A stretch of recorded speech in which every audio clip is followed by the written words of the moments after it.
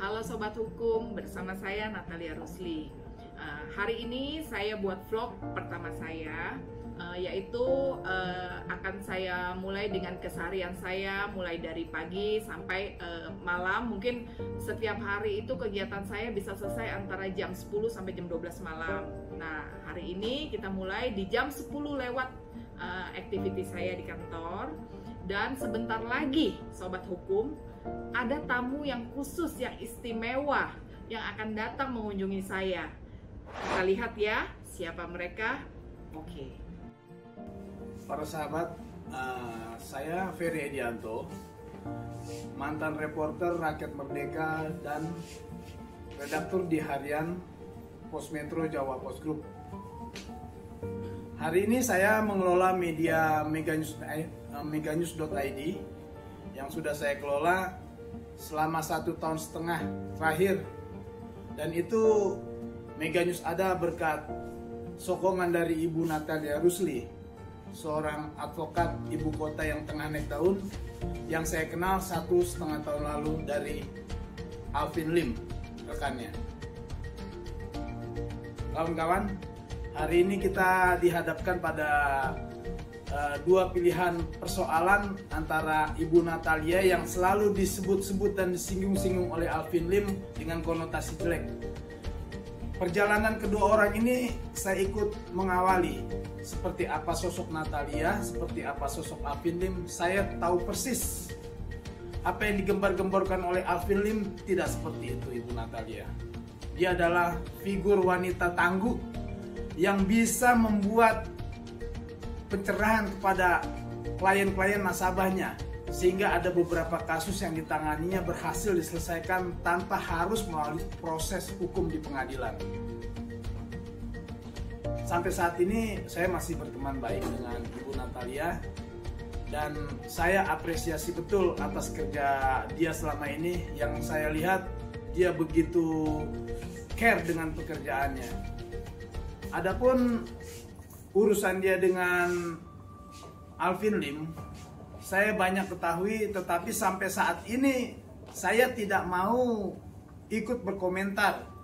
Saya mengkip persoalan antara Ibu Natalia Rusli dan Alvin Lim yang saya ketahui, karena saya menyadari sebelum saya kenal Natalia Rusli, saya kenal lebih dulu dengan Alvin.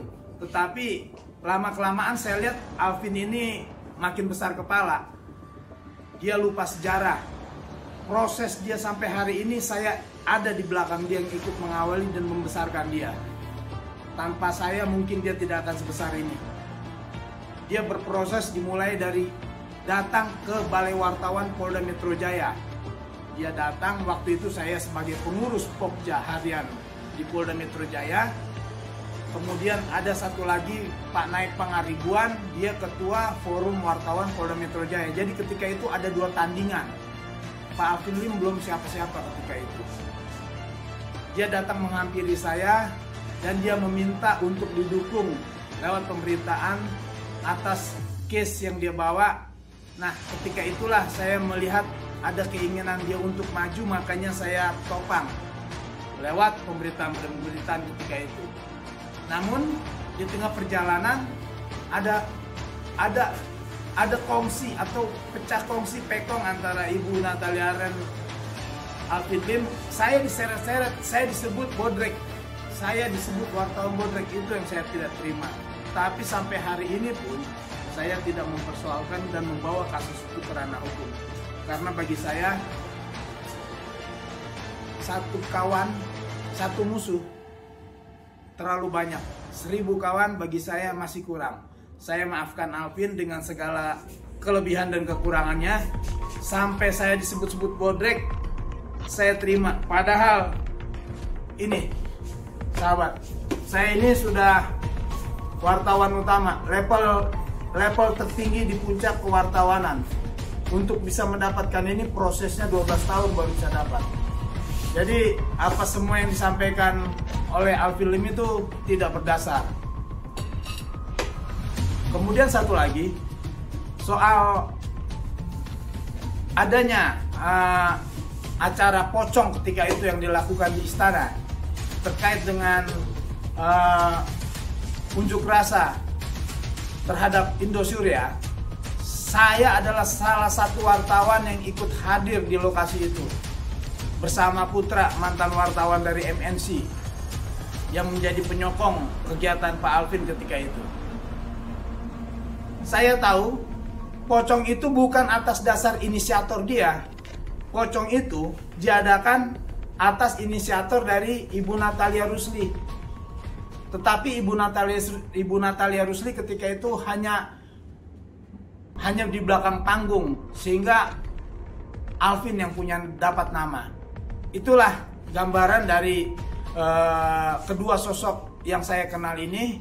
Bagi saya keduanya adalah sahabat. Kalaupun Alvin sampai saat ini menganggap saya sebagai musuh, biarlah pikiran dia yang menganggap itu, saya tidak.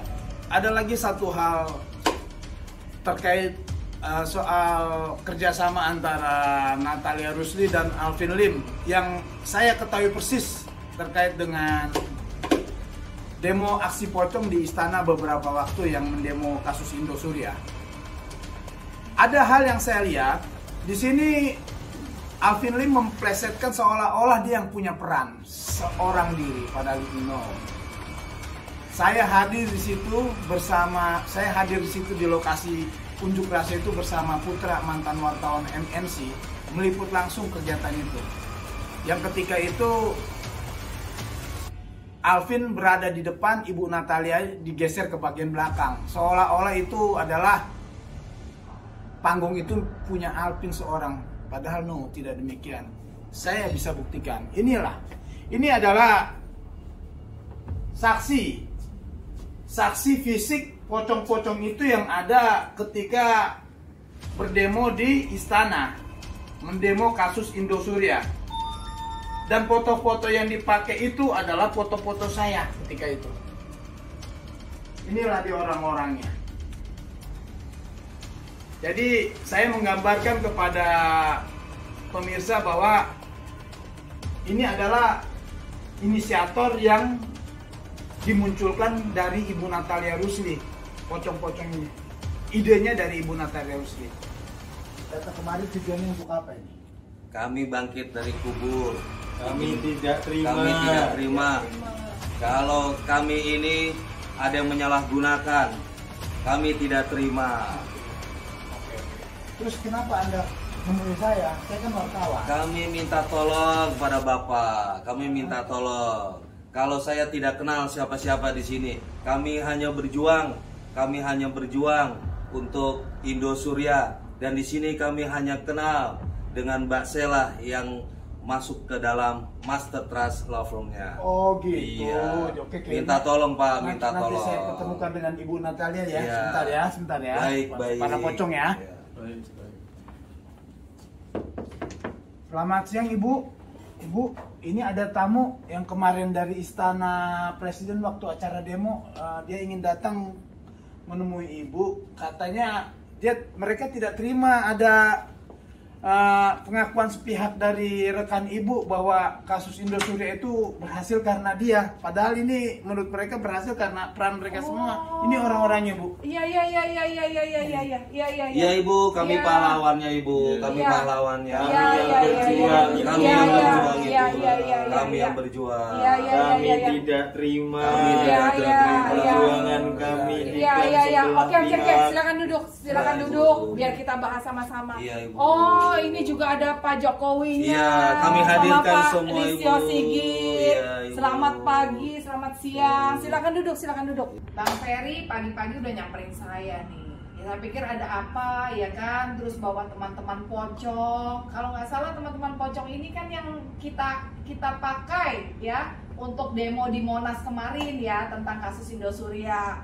Nah, kira-kira apa nih yang mau disampaikan pagi ini Pak Ferry gitu loh. Teman-teman juga semua mungkin mau menyampaikan aspirasinya ya kan. Nah, jadi gimana Pak Ferry? Ya, saya juga tadi kaget Ibu. Saya terpaksa memboyong pocong-pocong ini ke kantor Master Trust Law Firm karena ada klaim sepihak dari rekan Ibu yang mereka tidak terima bahwa kasus Indosuria itu berhasil hanya berkat dia seorang. Inilah orang-orangnya yang ketika berdemo di Istana Jakarta waktu itu beberapa bulan silam, dan ini orang-orangnya termasuk ini adalah orang yang membuat make up para pocong-pocongan itu. Nah, kira-kira Ibu bisa menjelaskan jam berapa persiapan mereka sebelum demo pada saat itu, Ibu, gitu loh. Saya berangkat dari rumah sekitar pukul 6 pagi dan selesai acara untuk demo di istana. Kami mengikuti acara sampai jam 1 siang. Rutenya kemana aja, Ibu? Kalau boleh nanti sobat hukum mau tahu seperti Dari itu. Istana dari pertama kita dari istana, iya, ya. Dari makam, dari kuburan. Kuburannya di mana, Ibu, lokasinya? Di Petamburan. Iya. Iya, di Petamburan. Terus kita Pagi-pagi yang sudah arrange itu semua siapa, Ibu? Coba sebutkan Mbak Sela, namanya. Mbak Sela dengan Ibu Natali. Oh, Mbak Sela ini ya. Ibu Iya. Natali yang mana ya? Ibu Natali. Oh, yang ini. Iya. Ya, oke. Nah, jam berapa, Ibu yang sudah ada di lokasi? Dari pagi sudah arrange semuanya, itu dimulai dari jam berapa? Dari jam 6.30. Jam 6.30 pagi, Iya. Ibu. Dan Ibu dengan para pocong ini bangunnya dari jam berapa, Ibu? Jam 5. Jam Jam 5 itu udah berangkat, jam 5 berangkat dari lokasi. Oh, oke, seperti itu. Lalu sampai di kuburan Jam 6.30 di mana lokasi kuburan di Ibu? Petamburan. Oke. Cuman ada Ibu Sela dan Iya, ada Ibu Sela, Natali. Ibu Natali. Oke, di lokasi. Lalu Ibu memulai mereka, apa nih tugas Ibu pada saat itu? Mengarahkan mereka aja. Oke. Iya.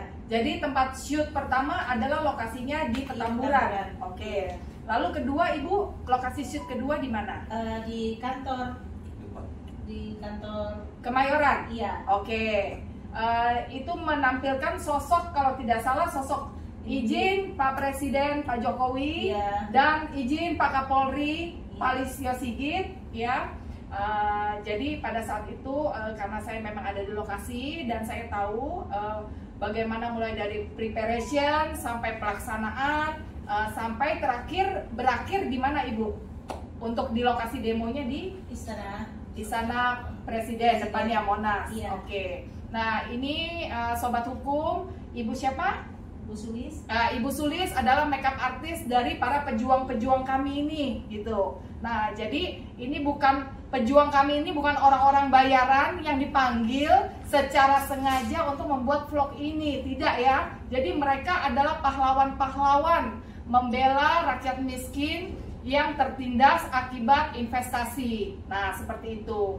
Kenapa tema ini kami pilih, tema pocong, menggambarkan adalah nasabah-nasabah atau para klien-klien investasi yang mungkin sebagian sudah sakit atau sebagian sudah meninggal dunia. Mereka ini mencerminkan adalah orang-orang yang tidak bisa menerima uangnya kembali akibat investasi tersebut.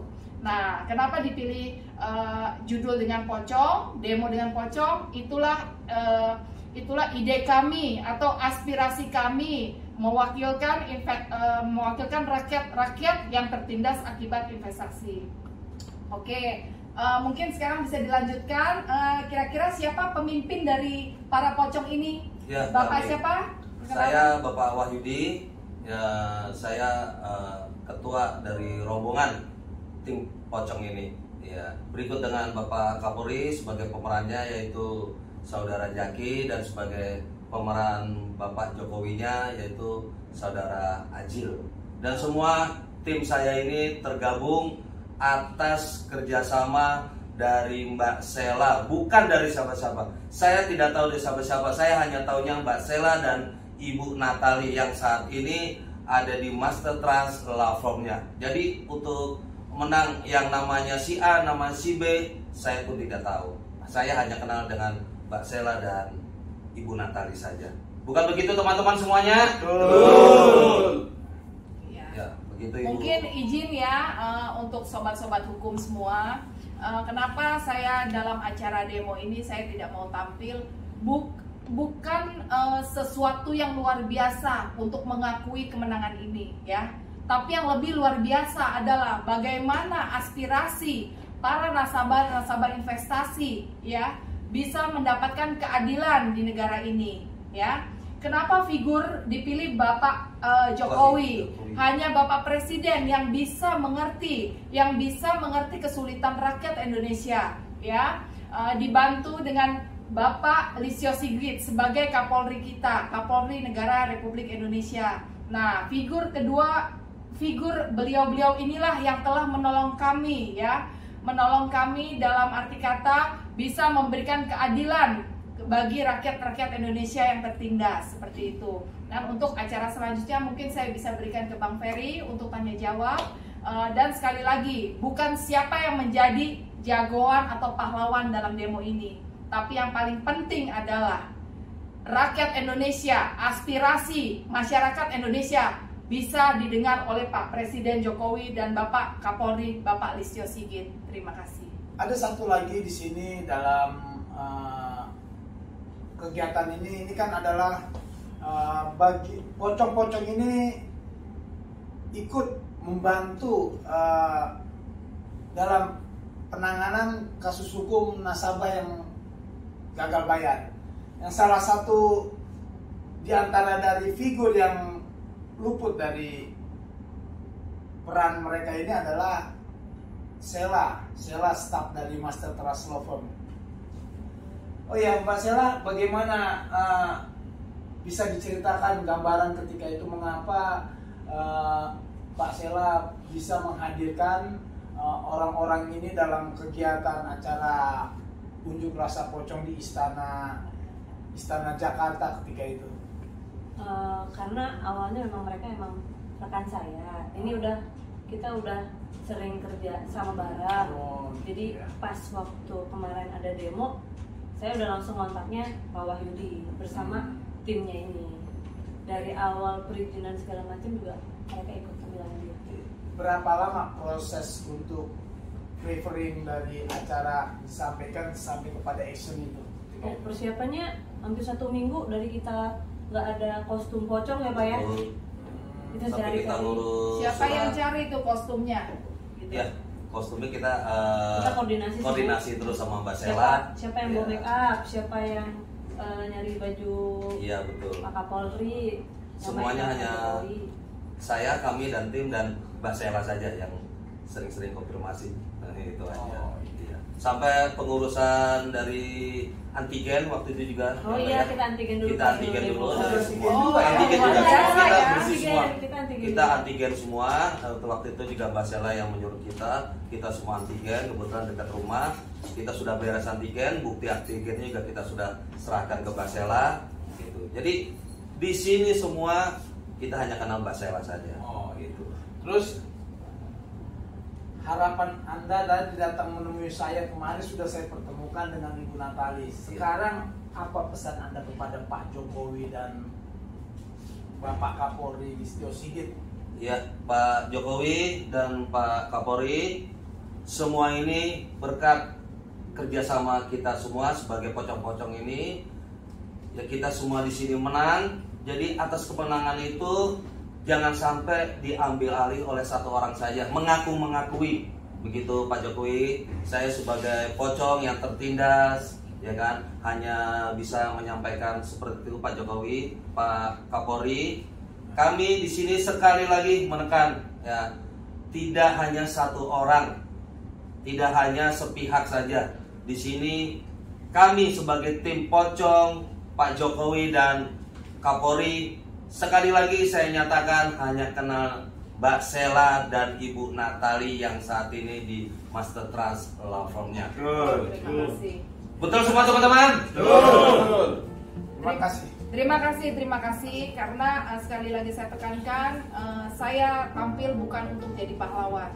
Saya tampil untuk membela kebenaran. Itu adalah moto dari Master Trust Law Firm, ya. Bukan menjadi seorang public figure atau bukan menjadi seorang yang dibanggakan atau menjadi pahlawan yang super top, tapi kami benar-benar membela keadilan sampai keadilan itu bisa terwujud bagi seluruh masyarakat Indonesia.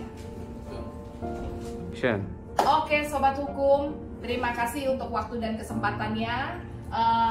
Demikian sekilas vlog klarifikasi tentang demo Indosuria di Monas yang lalu. Semua sudah kita ketahui bahwa Pak Presiden, Pak Jokowi dan Bapak Kapolri, Bapak Listio Sigit, terima kasih atas atensi yang diberikan kepada kami para korban investasi.